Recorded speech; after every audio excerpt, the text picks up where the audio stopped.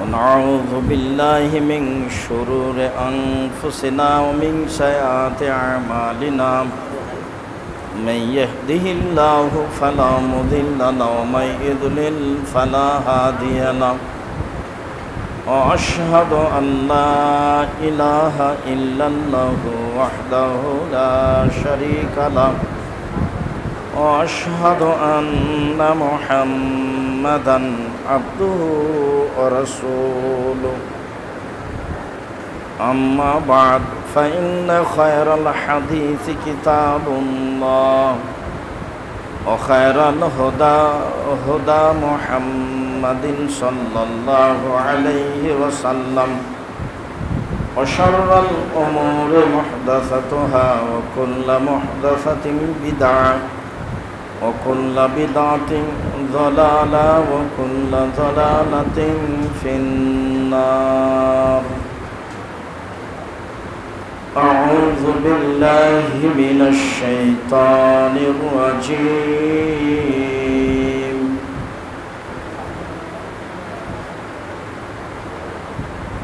فاذكروني أذكركم واشكروا لي ولا تكفرون.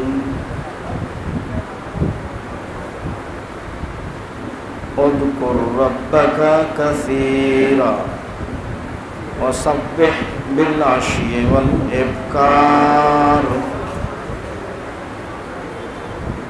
عن أبي هريرة رضي الله تعالى عنه قال قال رسول الله صلى الله عليه وسلم استجابوا لله ما لم يدع بإثم أو قطيعة رحم أو ما لم يستعجل. قيل يا رسول الله من استجاب؟ قال يقول قد دعوت وقد دعوت فلما لا يستجيب لي فيستحسر ثم يدعو الدعاء. মুসলিম। সম্মানিত মসজিদের মুসল্লি দিনী মুসলিম ভাই বোন, প্রশংসা আল্লাহর জন্য, শান্তি অবতীর্ণ হোক আল্লাহ রাসূলের উপর সাল্লাল্লাহু আলাইহি ওয়াসাল্লাম। আজ জুমার খুতবায় সংক্ষিপ্ত সময়ের বক্তব্যের বিষয় বিশেষ প্রার্থনা, আল্লাহকে ডাকা। আল্লাহকে ডাকা বিশেষ প্রার্থনা সম্পর্কে গুরুত্বপূর্ণ সংক্ষিপ্ত তথ্যবহল বিবরণের চেষ্টা করব ইনশাআল্লাহ আজিজ। এই ফ্যানটা বন্ধ করে দাও। রমজান একটি গুরুত্বপূর্ণ মাস চলে গেছে মানুষের নিকট হতে। যে যেমন মূল্যায়ন করেছে সে তেমন ভোগ করেছে। রাসূল সাল্লাল্লাহু আলাইহি ওয়াসাল্লামের একটি কথা রমজানকে লক্ষ্য করে মনে পড়ে, তাহলে এই রাসূল সাল্লাল্লাহু আলাইহি ওয়াসাল্লাম বলেন, রাগিমান ফরজুলিন, সেই মানুষের নাক মাটিতে মিশে যাক, সেই ধ্বংস, সেই ক্ষতিগ্রস্ত। দাখালা আলাইহি রমাদান সুম্মান তালাসা, রমজান মাস আসলো আবার রমজান চলে গেল, লাম ইগফার লাহু, তাকে ক্ষমা করা হলো না। এমন ব্যক্তি দুর্ভাগ্য ব্যক্তি, এমন ব্যক্তি ক্ষতিগ্রস্ত ব্যক্তি। অবশ্য হাদিসে তিনটি কথা বলা হয়েছে। এক নম্বরে বলা হয়েছে রাগিমান ফরজুলিন যুকিরতু ইনদাহু ওয়ালাম ইউসাল্লি আলাইহি, কারোর সামনে আমার নামটা আসলো আর সে সাল্লাল্লাহু আলাইহি ওয়াসাল্লাম বলল না, সে ক্ষতিগ্রস্ত, সে ধ্বংস। এই কথা বলার পরে তিনি বলছেন যে রাগিমান ফরজুলিন, সেই লোক ক্ষতিগ্রস্ত যে লোক ওয়াজাদা আবওয়াইহি আও আহাদাহুমাল কিবার, পিতামাতা দুইজনকে বৃদ্ধ অবস্থায় পেল অথবা একজনকে পেল, অলাম ইদখিলাহুল জান্নাহ, আর বাপ মা তাকে জান্নাতে দিতে পারল না, সে ব্যক্তি ক্ষতিগ্রস্ত। ওর বাপ মাই তাকে জান্নাতে দিবে রাসূল সাল্লাল্লাহু আলাইহি ওয়াসাল্লাম বাক্য এইভাবে ব্যবহার করেছে। তার মানে বৃদ্ধ অবস্থায় বাপ মা যদি খুশি থাকে তাহলে ছেলে জান্নাতে যাবে, আর যদি বাপ মা খুশি না থাকে তাহলে ছেলে জান্নাতে যাবে না। অতএব কথাটা এইরকম হলো যে আল্লাহর নবী বললেন, মানুষ বৃদ্ধ অবস্থায় পিতামাতাকে পেল আর পিতামাতা তাকে জান্নাতে দিতে পারল না, এমন ব্যক্তি ক্ষতিগ্রস্ত, এমন ব্যক্তি ধ্বংস। পরের বাক্যে তিনি বললেন, ওয়া রাজুলুন দাখালা আলাইহি রমাজান, সেই লোক ক্ষতিগ্রস্ত, সেই লোক ধ্বংস, সেই লোকেরও নাকটা মাটিতে মিশে যাক যার উপরে রমাজান আসলো, সুম্মান সালাখা, তারপর চলে গেল, ওলাম ইগফার লাহু, তাকে ক্ষমা করা হলো না। যদি আমার ক্ষমা হয়ে গিয়ে থাকে আমি ভালো, আর রমাজান চলে গেছে আমার ক্ষমা হয়নি, তখন আমি ভালো নই, আমি খারাপ, আমি ক্ষতিগ্রস্ত, আমি ধ্বংস। এ কথা মুহাম্মদ সাল্লাল্লাহু আলাইহি সাল্লাম বলেন। তাই আজকের আলোচনা আল্লাহকে ডাকা, রমাজানে কতটুকু মূল্যায়ন করেছি তা প্রত্যেকেই নিজে নিজে কিছু না হলেও বুঝি। অতএব দিন চলে যায়নি, এখন আল্লাহকে ডাকার সময় আছে। যতক্ষণ পর্যন্ত দেহে শ্বাস আছে, শ্বাস বন্ধ হয়ে গেলে আল্লাহর সাথে কোনো কথা বলার মতো সুযোগ অন্তত আপনার আমার থাকবে না। আল্লাহ তাআলা বলেন, ওয়াসাব্বিহু লাইলাম তাবিলা, আপনি দীর্ঘ রাত ধরে আল্লাহকে ডাকেন, তাসবিহ তাহলিল করেন। ওয়াসাব্বিহুহু লাইলাম তাবিলা, পৃথিবীর মানুষ তোমরা দীর্ঘ সময় ধরে রাতে আল্লাহকে ডাকো, তাসবিহ তাহলিল করো। ওয়াসাব্বিহ বিল আশি ওয়াল ইবকার, মুহাম্মদ সাল্লাল্লাহু আলাইহি সাল্লাম, আপনি আপনার প্রতিপালককে ডাকুন, তাসবিহ তাহলিল জিকির আজকার করুন, এটা আমার জরুরি আদেশ। আপনি আপনার প্রতিপালকের নামে তাসবিহ তাহলিল জিকির আজকার করুন। আল্লাহ তাআলা বলেন, উযকুর রাব্বাকা কাসীরা, মুহাম্মদ সাল্লাল্লাহু আলাইহি সাল্লাম, আপনি আপনার প্রতিপালককে বেশি বেশি ডাকুন।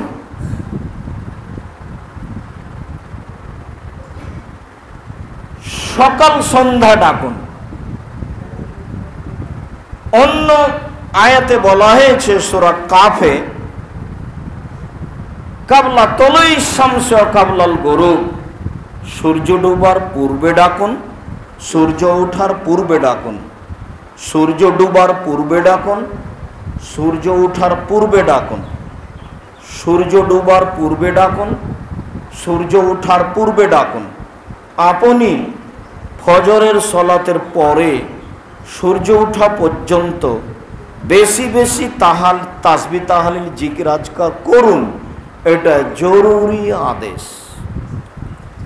সূর্য ডুবার পূর্বে মাগরিবের আজান হওয়ার 20-30 মিনিট, আধা ঘন্টা, 40 মিনিট পূর্বে সব কাজ ছেড়ে দিয়ে আপনি আপনার প্রতিপালককে ডাকুন, বেশি বেশি তাসবিহ তাহলিল জিকির আজকার করুন। সময়টা উল্লেখ করে দিলেন সকাল সন্ধ্যার, এছাড়াও রাতে ডাকা যায়। লাইলাম তাবিলা, দীর্ঘ সময় ধরে রাতে ডাকুন। আল্লাহ তাআলা বলেন, ফাযকুরুনি আযকুরুকুম, পৃথিবীর মানুষ তোমরা আমাকে ডাকো, আমি তোমাদেরকে স্মরণ করব, তোমাদের প্রয়োজন আমি মিটিয়ে দিব। আল্লাহ তাআলা বলেন, অশকুরুলি ওয়ালা তাকফুরুন, দেখো আমার শুকরিয়া আদায় করো, আমি কিন্তু তোমাকে অনেক কিছু দিয়েছি, অর্থ সম্পদ, ছেলে মেয়ে, টাকা পয়সা, হাত পা, চক্ষু, চলার গতি, গাড়ি বাড়ি, অনেক কিছু দিয়েছি। অতএব আমার শুকরিয়া আদায় করো, অকৃতজ্ঞ হয়েও না। অকৃতজ্ঞ হলে আমি শাস্তি দিতে পারি। আল্লাহ তাআলা যখন মূসা আলাইহিস সালামকে বললেন যে আপনি ফেরাউনের কাছে যান, ফেরাউন সীমা লঙ্ঘন করেছে, তো মূসা আলাইহিস সালাম বললেন আমি ভালোভাবে কথা বলতে পারি না। তখন আল্লাহ বলছেন আমি ভালোভাবে কথা বলার পথ করে দিই, আপনি বলুন রব্বি ইশরাহ লি সাদরি ওয়া ইয়াসসির লি আমরি ওয়াহলুল উকদাতাম মিন লিসানি ইয়াফকাহু কাওলি, তুমি আমার বক্ষকে খুলে দাও, ওয়া ইয়াসসির লি আমরি, আমার কাজকে সহজ করে দাও, ওয়া ইয়াফকাহু কাওলি, তুমি আমার কথা বুঝার তৌফিক দাও, আমি যেন মানুষকে কথা বুঝাতে পারি। তো আল্লাহ বললেন ঠিক আছে বলেন, আমি এটা করে দিচ্ছি। তখন মূসা আলাইহিস সালাম বললেন যে আমি তো এক থাপ্পড় দিয়ে একটা লোককে মেরে এসেছিলাম, আমি তো যেতে পারবো না। তখন আল্লাহ বললেন ঠিক আছে আপনি যান, ও কি বলে আমি শুনবো আর কি করে তা দেখবো, আপনি যান। তখন মূসা আলাইহিস সালাম বলছেন আমি একাই যেতে পারবো না, আমাকে তাহলে আমার ভাই হারুনকে সাথে দেওয়া হোক। তখন আল্লাহ বললেন ঠিক আছে, কাদুতিয়া সুলাকা, তুমি যেটা চাইলে সেটা দিয়ে দিলাম, তোমার ভাইকে তোমার সাথে দিয়ে দিলাম, যা কিছু চাইলে আমি তাই দিয়ে দিলাম, তবে মনে রেখো ওলা তানিয়া ফি যিকরি, আমাকে ডাকতে অলসতা করো না, আমাকে নীতিগতভাবে ডাকবে। সুবহানাল্লাহ, আলহামদুলিল্লাহ, আল্লাহু আকবার, লা ইলাহা ইল্লাল্লাহ, এইগুলো নীতিগতভাবে বলবে। আমি কিন্তু তোমার সব কথা মেনে নিয়েছি, যা বলেছ মেনে নিয়েছি, তবে দুই ভাই মিলে আমাকে ভুলে যায় না। ইজ নাদা রাব্বাহু নিদান খাফিয়া, যখন জাকারিয়া আলাইহিস সালাম তার প্রতিপালককে চুপে চুপে ডাকলেন, চুপে চুপে ডেকে বললেন যে আমার মাথার চুল পেকে গেছে, অস্তালা রাসু সাইব, আমার মাথার চুল পেকে গেছে, আমার হাড় হাড্ডি দুর্বল হয়ে গেছে, আমার স্ত্রী বন্ধা, বাচ্চা দিতে পারে না, আবার তোমার কাছে চাইলে মানুষ নিরাশা হয় না, এটা যেমন না ওটা তেমন হ্যাঁ, আমার এখন সন্তান নেওয়ার কোনো পরিস্থিতি নেই। কেন? আমি বৃদ্ধ মানুষ, মোটা কথা। আমার এখন সন্তানের কোনো পথঘাট নেই। কেন? আমার স্ত্রী বন্ধা, বাচ্চা দিতে পারে না, তাহলে বাচ্চা নেওয়ার কোনো পথই নেই। কিন্তু আর একটা এটাও কথা যে তোমার কাছে চাইলে মানুষ নিরাশা হয় না, তো কিভাবে বাচ্চা হবে এটা না ভেবে একটু বলি না, তো বলি তোমাকে, বললাম তোমাকে চুপে চুপে আমাকে একটা সন্তান দাও। তো আল্লাহ বললেন আচ্ছা ঠিক আছে, আমি তোমার কথা মেনে নিলাম, তোমাকে ইয়াহিয়া নামে একটা সন্তান দিলাম। কিভাবে সেইটা ভাববার প্রয়োজন নেই, আমি যা ইচ্ছা তাই করতে পারি, কোন ফায়াকুন, আমি ইচ্ছা করলেই করতে পারি। যখন হৃষ্টপুষ্ট একজন বলিষ্ঠ যুবক মারিয়ামের গোসলখানায় ঢুকে পড়ল, তখন মারিয়াম বললেন ইন্নী আউযু বির-রহমান মিনকা ইন কুনতা তাকিয়া, ইন্না লিল্লাহ, কে তুমি? আমি রহমানের কাছে সাহায্য চাচ্ছি, তুমি যদি পরহেজগার হও, তুমি কেন এখানে? আমি রহমানের কাছে সাহায্য চাচ্ছি। তখন উনি বলছেন ইন্নী রাসূলু রাব্বিক, আমি আপনার প্রতিপালকের পক্ষ থেকে প্রতিনিধি এসেছি, আমি মানুষ নই। আপনাকে একটা সংবাদ দিতে এসেছি, আপনার একটা সন্তান হবে, এই কথা আমি বলতে এসেছি। তখন উনি বলছেন, আন্নালি গোলাম অলাম ইয়ামসাসনি বাসার অলাম আকবাকিয়া, বলেন কি আপনি, আমার সন্তান কি করে হতে পারে? আমার বিবাহ হয়নি, আমি ব্যভিচারিণী নই। সন্তানের এই দুটাই পথ, হয় বৈধ হতে হবে, না হয় বৈধ হতে হবে। বলেন কি আপনি, আমার গোসলখানায় ঢোকে, আমার বিবাহ হয়নি, আমি অবৈধ কোনো কাজও করিনি, আমার সন্তান কি করে হতে পারে? তখন উনি বলছেন, একুল রব্বুক আলাইয়া হাইয়িন, আরে তোমার প্রতিপালক বলেন যে বাপ ছাড়া সন্তান সৃষ্টি করা আমার কাছে একেবারেই স্বাভাবিক ব্যাপার। আমাকে কোনো জিনিস করতে ভাবা লাগে না, আমি বলি কোন এখন হয়ে যায়, এটা আমার ক্ষমতা। ফালুল্লামা ইরিদ, যা ইচ্ছা তাই করেন, ওহো আলা কুল্লি শাইইন কাদির, তিনি সর্বশক্তিমান, যা ইচ্ছা তাই করতে পারেন, তার নাম কাদির। তার একটা গুণবাচক নাম হলো কাদির। পৃথিবীতে কোনো কাজে কোনো সমস্যা নিরাশা হবেন না, সে আকাশে যাওয়া হোক আর পাতালে যাওয়া হোক, সে হাইকোর্টার হোক আর জজ কোর্ট হোক, আর সে রাশিয়া আমেরিকা চীন জাপান পৃথিবীর যেটাই হোক না কেন, আপনি আল্লাহকে বলেন সহজ হতে পারে, তিনি সব কিছু করতে পারেন। বলো কি তুমি, তোমার প্রতিপালক বলেন সন্তান বাপ ছাড়া দাও আমার কাছে সহজ, আর আমি বাপ মা ছাড়াই করতে পারি, তো আদমকে করেছি, তুমি তো মা আছোই, এটা তো একেবারেই সহজ। তো ডাকলে পাওয়া যায়, যা বোঝা যায়। আল্লাহ তাআলা বলছেন আমাদের নবীকে, অযকুর রাব্বাকা ফি নাফসিক, মুহাম্মদ সাল্লাল্লাহু আলাইহি ওয়াসাল্লাম, আপনি আপনার প্রতিপালককে মনে মনে ডাকুন। তাজারু খিফা, অতীব গোপনে, অতীব ভীতি ভয় নিয়ে, অতীব গোপনে, অতীব বিনয়ে, ভয় ভীতি নিয়ে, ওয়াদুনাল জাহরি মিনাল কওলে, সরবে নয় নীরবে বলুন। জিকির আজকার সরবে হয় না, যত মসজিদে চিল্লা চিল্লি করে জিকির আজকার হচ্ছে, এগুলো সব বেদাত।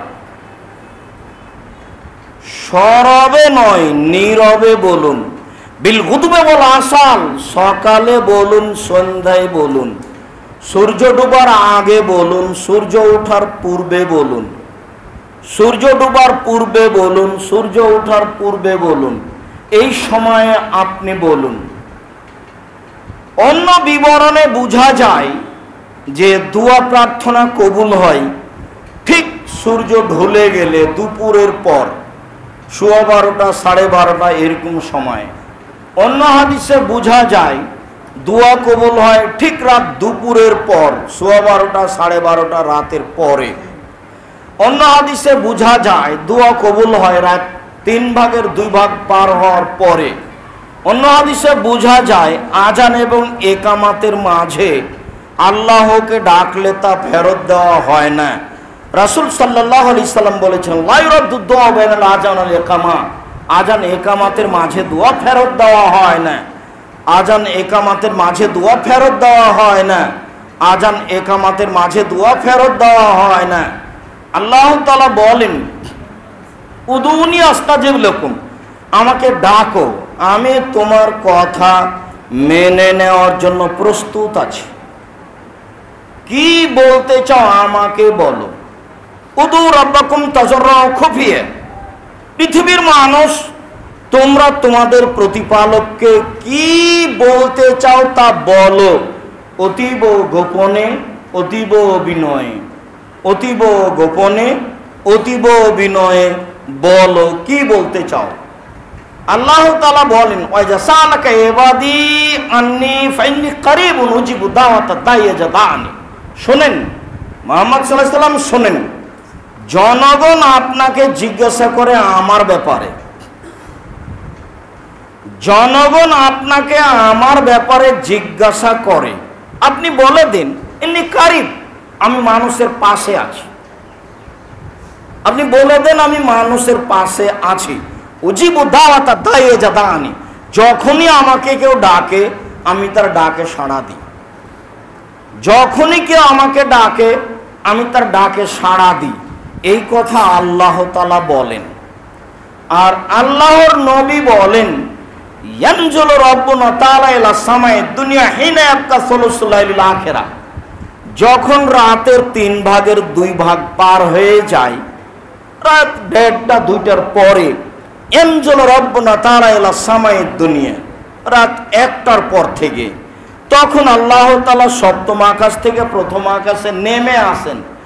নেমে এসে নিজে বলেন, মায়াদুনি ফাস্তাজিবা লাহু, কে আমাকে ডাকে আমি তার ডাকে সাড়া দিব।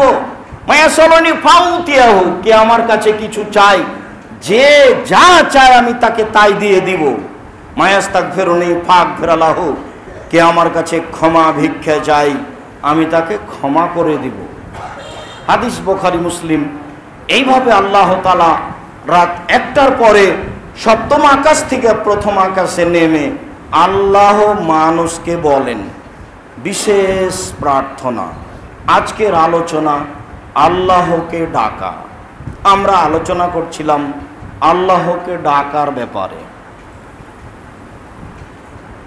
আনাস রাদিয়াল্লাহু তাআলা আনহু বলেন, রাসূল সাল্লাল্লাহু আলাইহি ওয়াসাল্লাম বলেছেন, লা ইয়াসালু আহাদুকুম রাব্বাহু হাজাতাহু কুল্লাহ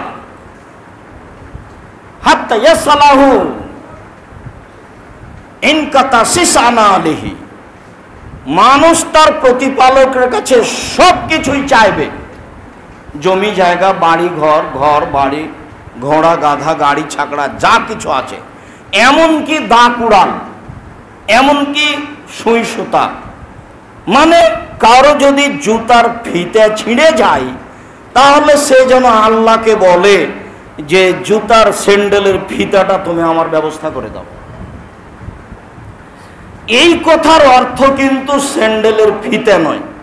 এই কথার অর্থ ছোট থেকে ছোট, কম থেকে কম, অল্প থেকে অল্প, পৃথিবীতে যা কিছুর মানুষের প্রয়োজন তাই যেন মানুষ আল্লাহর কাছে চায়। এই কথা রাসূল সাল্লাল্লাহু আলাইহি সাল্লাম বলেন। যদি ধরেই নি যে স্যান্ডেলের ফিতা, তো হোক, মেন রাস্তায় যাচ্ছিলাম পায়ে হেঁটে, একটা ফিতা একদিক ছিঁড়ে গেল, তো বললাম ইন্না লিল্লাহি ওয়া ইন্না ইলাইহি রাজিউন, আল্লাহ তুমি এটার ব্যবস্থা করো।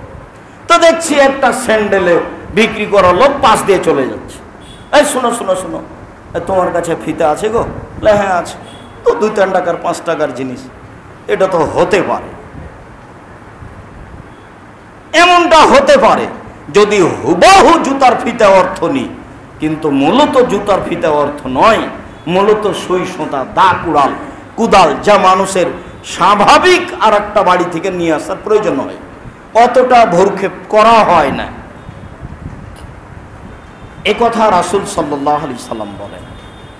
আবু হুরায়রা রাদিয়াল্লাহু তাআলা আনহু বলেন, রাসূল সাল্লাল্লাহু আলাইহি সাল্লাম বলেছেন, লাইসা আকরামু শাইইন আলাল্লাহি মিনাদ দুআয়ে, আল্লাহর কাছে দোয়া প্রার্থনার চেয়ে আর কোনো ভালো জিনিস নেই।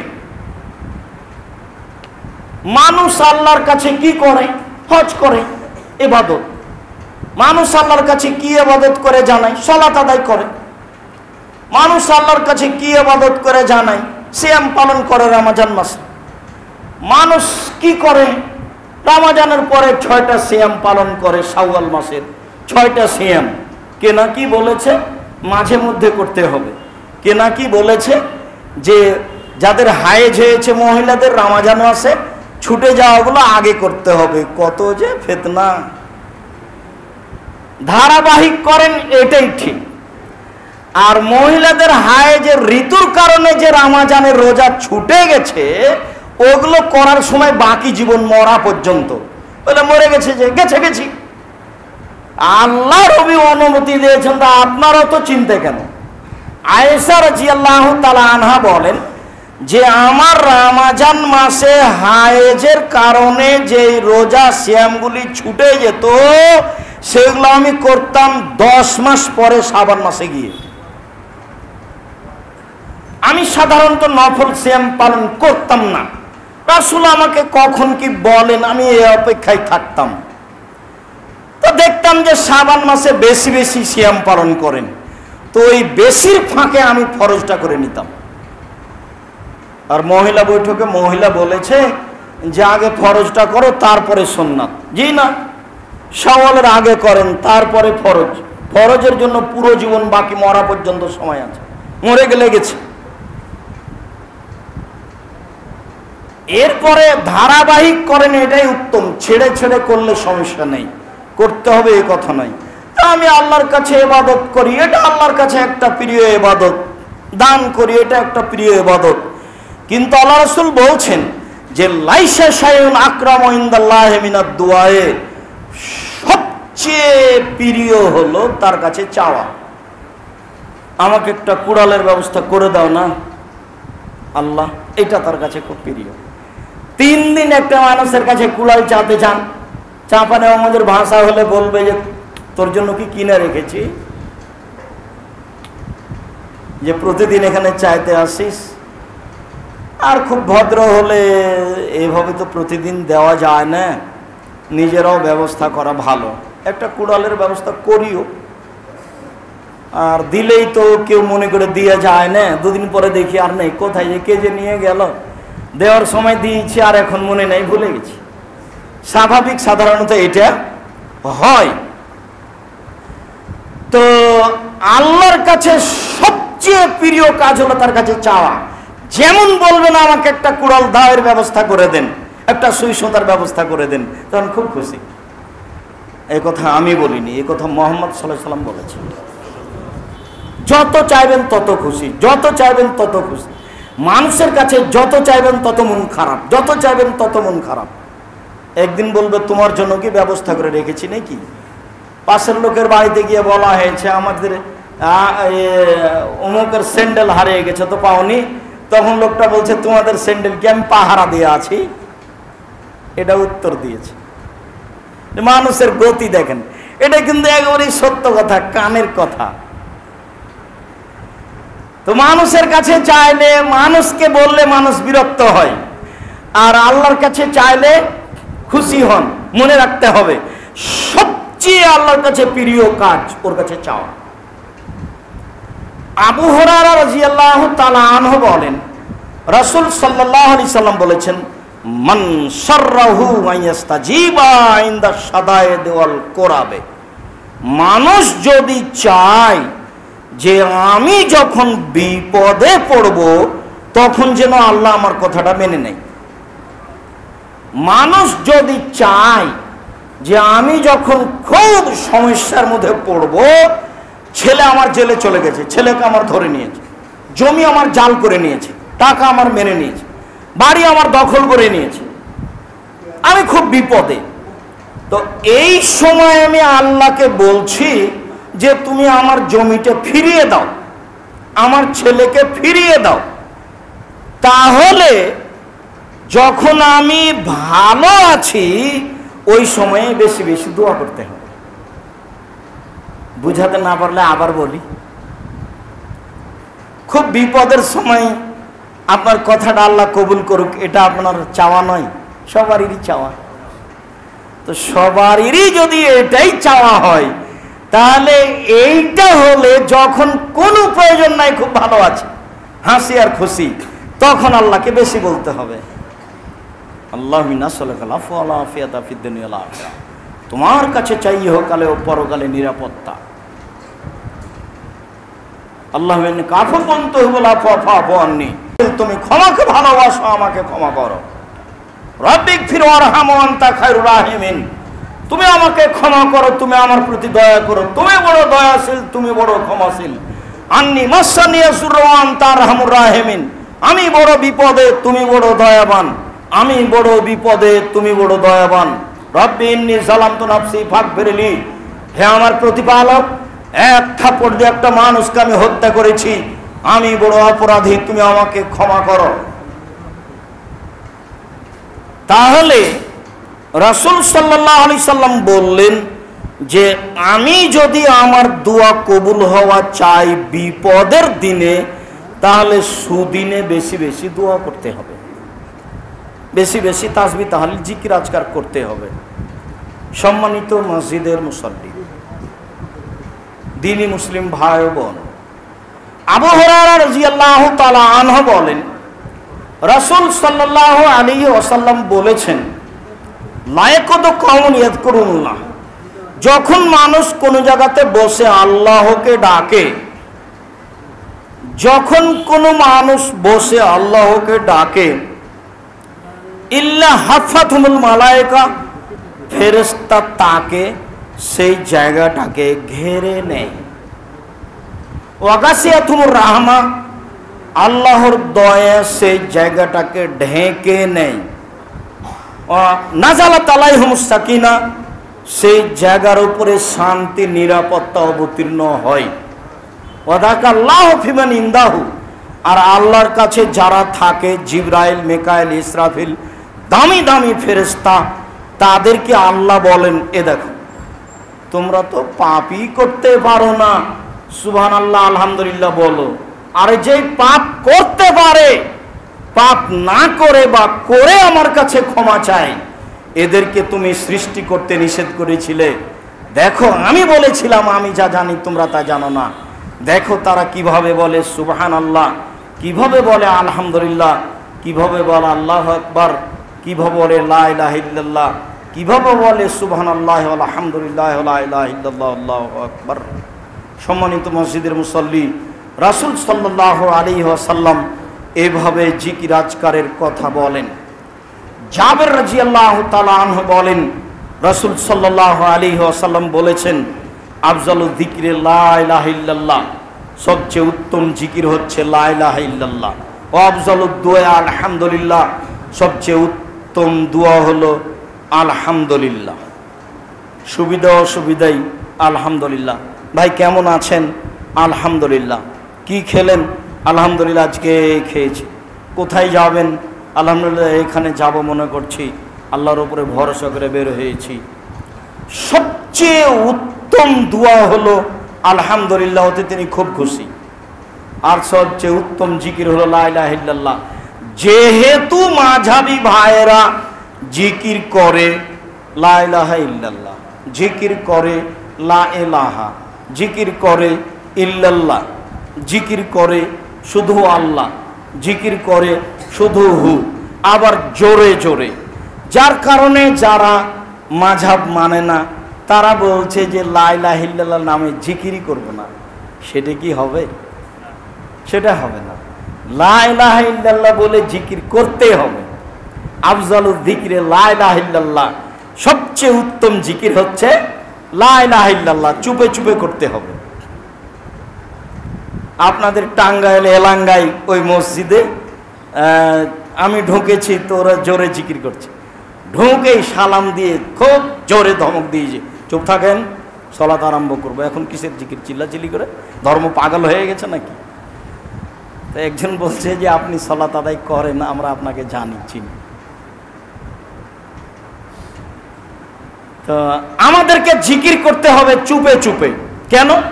এই জিকিরটা অতীব গুরুত্বপূর্ণ। আবু হুরায়রা রাদিয়াল্লাহু তাআলা আনহু বলেন, রাসূল সাল্লাল্লাহু আলাইহি সাল্লাম বলেছেন, লাক্কানু মাউতাকুম লা ইলাহা ইল্লাল্লাহ, তোমাদের মমর্ষ ব্যক্তিকে লা ইলাহা ইল্লাল্লাহ বলে দাও, তার পাশে বলো মরে মরে জান যায় যায়, মরে মরে জান যায় যায়, সেখানে তোমরা বলো লা ইলাহা ইল্লাল্লাহ, বলো সুবহানাল্লাহ, বলো আলহামদুলিল্লাহ, বলো আল্লাহু আকবার, তবে বলো লা ইলাহা ইল্লাল্লাহ। কেন? রাসূল সাল্লাল্লাহু আলাইহি সাল্লাম বলেন, মান কানা আখিরু কালামি লা ইলাহা ইল্লাল্লাহ ফাদাখালাল জান্নাহ, কারো যদি শেষ কালেমা লা ইলাহা ইল্লাল্লাহ হয় তাহলে জান্নাতে চলে গেছে। চোর হোক, চোরটা হোক, গন্ডা হোক, পাপী হোক, সেটা যেই হোক না কেন, মুহাম্মদ সাল্লাল্লাহু আলাইহি সাল্লাম এই কথা বলেছেন, যার শেষ বাক্য হবে লা ইলাহা ইল্লাল্লাহ, সে জান্নাতে চলে গেছে। আবু যার গেফারি রাদিয়াল্লাহু তাআলা আনহু বলেন, আমি আল্লাহর নবীর কাছে গেলাম, তখন তিনি ঘুমিয়ে, আমি চলে আসলাম। কিছুক্ষণ পরে আবার গেলাম, দেখলাম তিনি জেগে। আমাকে দেখে বলছেন, আবু যার গেফারি শোনো, যে বলবে লা ইলাহা ইল্লাল্লাহ সে জান্নাতে চলে গেছে। তখন আমি আবু যার গেফারি বললাম, জেনা করলে চুরি করলেও যাবে? উনি বললেন, জেনা করলে চুরি করলেও যাবে। আমি বললাম, বলেন কি? জেনা করলে চুরি করলেও যাবে? আমি বললাম, জেনা করলে চুরি করলেও যাবে। আবু জার গেফারি বললেন, জেনা করলে চুরি করলেও যাবে। আল্লাহ নবী বললেন, জেনা করলে চুরি করলেও যাবে। রাগে বললেন আবু জারের নাকটা মাটিতে মিশে যাক, আমি বলছি যাবে, তুমি আবার আপত্তি করার কে? সম্মানিত দিনী ভাই বোন, মানুষের শেষ বাক্য যদি লা ইলাহা ইল্লাল্লাহ হয় তাহলে সে জান্নাতে যাবে, এই কথা মুহাম্মদ সাল্লাল্লাহু আলাইহি সাল্লাম বলেন। জেনা মহাপাপ, এ কথা সত্য। চুরি মহাপাপ, এ কথা সত্য। জেনার পাপের ফলাফল দুনিয়াতে বাঁচার সুযোগ নেই। বিবাহ করার পরে যদি কেউ জেনায় লিপ্ত হয় তাহলে তার দুনিয়াতে বেঁচে থাকার সুযোগ নাই, সুযোগই হারিয়ে গেছে। বিবাহ করার পূর্বেই যদি জেনায় লিপ্ত হয় 100 লাঠি পিটিয়ে এলাকা থেকে 1 বছরের জন্য তাড়িয়ে দিতে হবে। চুরি করলে তার হাত কেটে নেওয়া হবে। বিধান দুইটি অতীব জটিল, তবু যদি তার শেষ বাক্য লা ইলাহা ইল্লাল্লাহ হয় তাহলে সে জান্নাতে যাবে, এ কথাই মুহাম্মদ সাল্লাল্লাহু আলাইহি সাল্লাম বলেন। হাদিস বুখারী মুসলিম। সম্মানিত মসজিদের মুসল্লি, দিনী মুসলিম ভাই বোন, আমরা বলছিলাম জিকির, সবচেয়ে উত্তম জিকির হচ্ছে লা ইলাহা ইল্লাল্লাহ। যত মাধ্যম আছে আল্লাহকে ডাকার সবচেয়ে উত্তম মাধ্যম হলো লা ইলাহা ইল্লাল্লাহ। সবচেয়ে উত্তম দোয়া হলো আলহামদুলিল্লাহ। বিষয়গুলি বিবেচনা করে আল্লাহকে ডাকার চেষ্টা করি।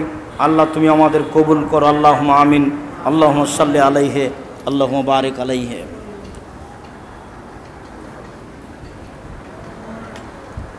আলহামদুলিল্লাহি ওয়াহদা ওয়াসসালাতু ওয়াসসালামু আলা মান লা নাবিয়্যা বা'দা। আবু হুরায়রা রাদিয়াল্লাহু তাআলা আনহু বলেন, রাসূল সাল্লাল্লাহু আলাইহি ওয়াসাল্লাম বলেছেন, লা ইস্তাজিলিল আবদ মা লাম ইয়াদু বিসমিন আও কাতিয়াত রাহিমিন ওয়া লাম ইস্তাজিল। মানুষের দোয়া কবুল হবেই হবে, তবে 3টা কারণে দোয়া কবুল হবে না। এক, পাপ করার জন্য যদি দোয়া করে তাহলে ওই দোয়া কবুল হবে না। জেনা করছে বলছে আল্লাহকে যেন না দেখে, চুরি করছে বলছে আল্লাহকে যেন জানতে না পারে, এরকম দোয়া আল্লাহর দরবারে কবুল হবে না। 2, সম্পর্ক ছিন্ন করার দোয়া কবুল হবে না। শ্বশুর বাড়ি থেকে ঘুরে এসে স্ত্রীর সামনে বলছে আল্লাহ যেন তোর বাপের বাড়ি আর কোনোদিন না নিয়ে যায়। টাকা দিতে চেয়ে ডেকেছিল, ফিরে আসলাম, টাকা দিল না। আমি এমনিতে বলেছি, টাঙ্গাইলে যৌতুক নেওয়ার প্রথা নেই বলেই আমি মনে করি যৌতুক নেওয়ার প্রথা রংপুর, দিনাজপুর, লালমনিরহাট, নীলফামারী, কুড়িগ্রাম, পঞ্চগড়, ঠাকুরগাঁ, গাইবান্ধা, বগুড়া, জয়পুরহাট এইসব ডিস্ট্রিক্টে বেশি আছে। যৌতুক টোটালেই সম্পূর্ণরূপে হারাম। শ্বশুরকে কিছু দেওয়ার স্বাদ রাখতে হবে, শ্বশুরের কাছ থেকে কিছু নেওয়ার স্বাদ বন্ধ করতে হবে। এইটা দেশের নোংরা প্রথা। বলছিলাম শ্বশুরের বাড়িতে যাবে না বা এরকম আত্মীয় স্বজনের বাড়িতে যাবে না, এরকম দোয়া করেছে, এই দোয়া আল্লাহর দরবারে কবুল হবে না। সেটা হলো সম্পর্ক ছিন্ন করার দোয়া। আর দোয়া করতে করতে অলস হয়ে গেলে, তাড়াহুড়া করলে দোয়া কবুল হবে না।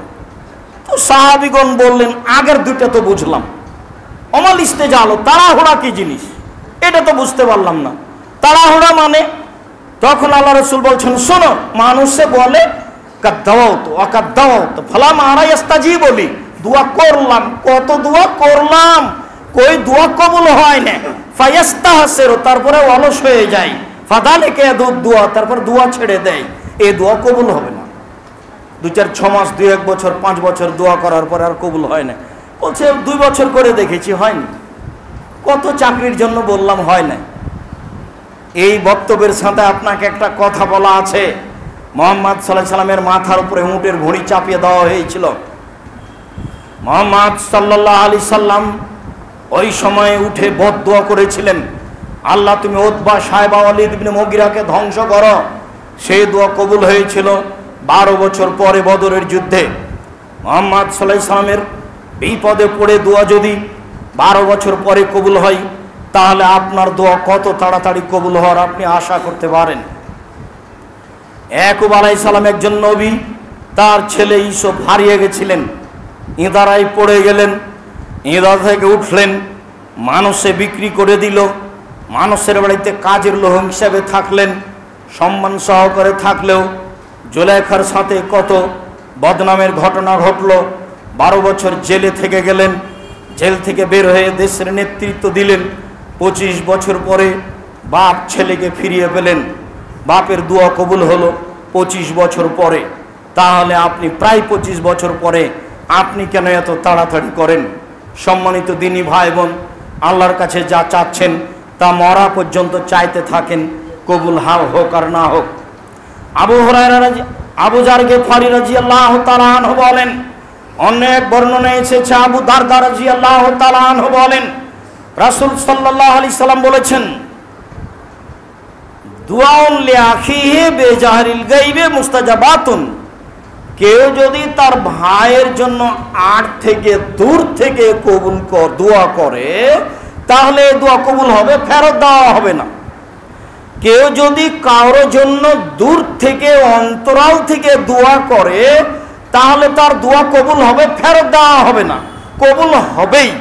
যেমন বাপ মায়ের দোয়া কবুল হয়, যেমন মুসাফিরের দোয়া কবুল হয়, যেমন মাজলুমের দোয়া কবুল হয় কাফের হলেও, মাজলুমের দোয়া কবুল হয় হিন্দু হলেও, মাজলুমের দোয়া কবুল হয় যা যে কোনো যতই বড় পাপী হোক সেই পাপী হলেও মাজলুমের দোয়া কবুল হয়ে যায়। তো রাসূল সাল্লাল্লাহু আলাইহি সাল্লাম বলছেন, কেউ যদি দূর থেকে দোয়া করে দোয়া কবুল হয়। কেন? ওয়াইন্দা রাসিহি মালাকুন মুআক্কাল।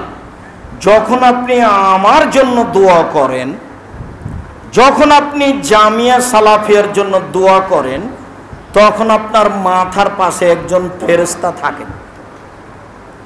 কুল্লামা দা আলাইহি বিখাইরিন, যতবার আপনি আপনার ভাইয়ের জন্য ভালো দোয়া করেন, আল্লাহ আব্দুর রাজ্জাক সাহেবকে হেফাজতে রাখ, আল্লাহ এই পরিস্থিতিতে আব্দুর রাজ্জাক সাহেবকে নিরাপদে রাখ, আল্লাহ তুমি জামিয়া সালাফিকে কবুল করো, তখন আপনার মাথার পাশের ফেরেশতা বলে আমিন, আল্লাহ তুমি কবুল করো। অলাকাবে মিসলিন, আবার ফেরেশতা বলেন তুমি যা বললে তোমার জন্য তাই, তুমি যা বললে তোমার জন্য তাই, তুমি যা বললে তোমার জন্য তাই। তুমি যে বললে যে আব্দুর রাজ্জাক সাহেবকে আল্লাহ নিরাপদে রাখো, আমি ফেরেশতা বলছি আল্লাহ তুমি এ লোককে নিরাপদে রাখো। হাদিস মুসলিম। এই সমাজে কিন্তু দুশ্মনের জন্য দোয়া করা খুব কঠিন, যাকে শত্রু ভাবা হয়। শত্রু যদি বিপদে পড়ে তাহলে বলি ঠিক হয়েছে। আবার কেউ কেউ যদি বুঝতে পারে যে শত্রু বিপদে পড়েছে তাহলে গরু জবে করে। গরু জবে করাটা আমাদের সামনে বাস্তব। গরু জবে করে বন্ধু বান্ধবকে খাওয়াচ্ছে, কেন? অমুক বিপদে পড়েছে সেই জন্য। আর রাসূল সাল্লাল্লাহু আলাইহি সাল্লাম বলছেন, যে কোনো মানুষ অন্তরাল দূর থেকে দোয়া করবে তার দোয়া কবুল হবে। অতএব দূর থেকে দোয়া করার চেষ্টা করতে হবে। সম্মানিত মসজিদের মুসল্লি, তিনটা বিষয়ে দোয়া করবেন না। এক, তিনটা বিষয়ে দোয়া করবেন না। এক, নিজের ক্ষতির জন্য। দুই, ছেলে মেয়ের ক্ষতির জন্য। তিন, অর্থ সম্পদের ক্ষতির জন্য দোয়া করবেন না। ঝামেলায় পড়ে দোয়া করবেন না। আল্লাহকে বলবেন কি? আল্লাহকে ডাকার সবচেয়ে ভালো বড় মাধ্যম কি?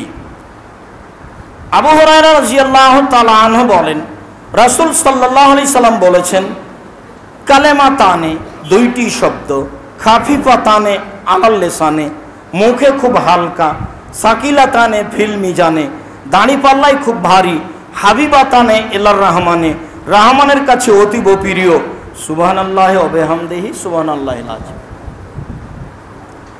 রাসূল সাল্লাল্লাহু আলাইহি সাল্লাম বলেন, আফজালুল কালেমা আরবা, পৃথিবীতে সবচেয়ে উত্তম কালেমা চারটে, সুবহানাল্লাহি আলহামদুলিল্লাহি ওয়া লা ইলাহা ইল্লাল্লাহু আল্লাহু আকবার।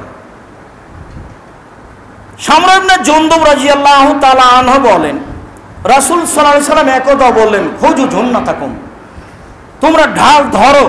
তো সাহাবীগণ বলছেন, আদুবুন হাজারা, শত্রু চলে এসেছে, ঢাল ধরতে বলছেন মানে তীর আসছে, তীরকে ঠেকাতে হবে যেন মুখে না লাগে, এর নাম ঢাল। এখন যেমন ইস্কাট ক্ষেপণাস্ত্র আসছে সৌদি আরব, কুয়েত, কাতার বা রাশিয়া, চীন, জাপান থেকে, তাকে রাডারে ধরে ঠেকিয়ে সাগরে ফেলা হচ্ছে। আসছে 5000 কিলোমিটার দূর থেকে, তাকে আবার নিয়ে যাওয়া হবে 2000 কিলোমিটার দূরে। নিয়ে গিয়ে ফেলে দেওয়া হবে, এইটা ঢাল। তো আল্লাহ রসুল বললেন ঢাল ধরো। তো সাহাবীগণ বলছেন শত্রু চলে এসেছে নাকি? তখন আল্লাহ রসুল বলছে না না না না না, খুঁজো জান্নাতাকুম মিনান নার, তোমরা জাহান্নাম থেকে বাঁচার জন্য ঢাল ধরো। বলো, তোমরা বলো সুবহানাল্লাহি ওয়া আলহামদুলিল্লাহি ওয়া লা ইলাহা ইল্লাল্লাহু আল্লাহু আকবার ফাইনাহুন্না ইয়াতিনা ইয়াউমাল কিয়ামাহ। এই কালেমা চারটা আসবে বিচারের মাঠে, মুজান্নিবাতুন মুআক্কিবাতুন, সামনে থেকে ঢাল হিসেবে আসবে, পিছন দিক থেকে রক্ষক হিসেবে আসবে। ফাইনাহুন্নার সালেহাতুল বাকিয়া, এটা আল বাকিয়াতুস সালেহা, স্থায়ী শতামল। শোনো, এই চারটি কালেমা তোমাকে সামনের দিক থেকে বাঁচাবে জাহান্নাম থেকে, এই চারটি কালেমা তোমাকে পিছন দিক থেকে বাঁচাবে জাহান্নাম থেকে। শোনো, এই চারটি কালেমা স্থায়ী শতামল, স্থায়ী শতামল, স্থায়ী শতামল। এই কথা রাসূল সাল্লাল্লাহু আলাইহি সাল্লাম বললেন, হাদিস মুসলিম। সম্মানিত মসজিদের মুসল্লি, দিনী ভাই বোন, দোয়া করার পূর্বে কিছু জরুরি নীতি। রাসূল সাল্লাল্লাহু আলাইহি সাল্লাম বলেছেন, দোয়া ঝুলন্ত থাকে আকাশ জমিনের মধ্যে যতক্ষণ পর্যন্ত দুরুদ না পড়া হয়। দুরুদ পড়লে উপরে যাবে, আর যদি দুরুদ না পড়ে তাহলে উপরে যাবে না, এটা আটকা থেকে যাবে। রাসূল সাল্লাল্লাহু আলাইহি সাল্লাম বলেন, একজন লোককে দেখে লোকটা বলল এভাবে, আল্লাহুম্মা ইন্নী আসআলুকা বিআন্নাকা আনতাল্লাহ, আমি তোমার কাছে চাচ্ছি, এই জন্য যে তুমি আল্লাহ, এই জন্যই তো চাচ্ছি। লা ইলাহা ইল্লা আনতা, তুমি ছাড়া তো কোনো মাবুদ নাই। আল আহাদুস সামাদুল্লাযী লাম ইয়ালিদ ওয়া লাম ইউলাদ ওয়া লাম ইয়াকুল লাহু কুফুওয়ান আহাদ, তুমি একক, নিরপেক্ষ, মুখাপেক্ষীহীন, তুমি কাউকে জন্ম দাওনি, তুমি কারোর থেকে জন্ম নেওনি, তোমার সমকক্ষ কেউ নেই। এই বলে যখন দোয়া করলো, তখন আল্লাহ রসুল বললেন, এই লোকটি ইসমে আজম দিয়ে দোয়া করেছে, এই লোকটি ইসমে আজম দিয়ে দোয়া করেছে, এই লোকটি ইসমে আজম দিয়ে দোয়া করেছে। লোকটি এমন ইসমে আজম দিয়ে দোয়া করেছে, এ যা শৈলাবে আতা, এ দিয়ে চাওয়া হলে দিয়ে দেওয়া হয়, ওই যা দাবে উস্তুজিবা, আর এই দিয়ে প্রার্থনা করলে মেনে নেওয়া হয়।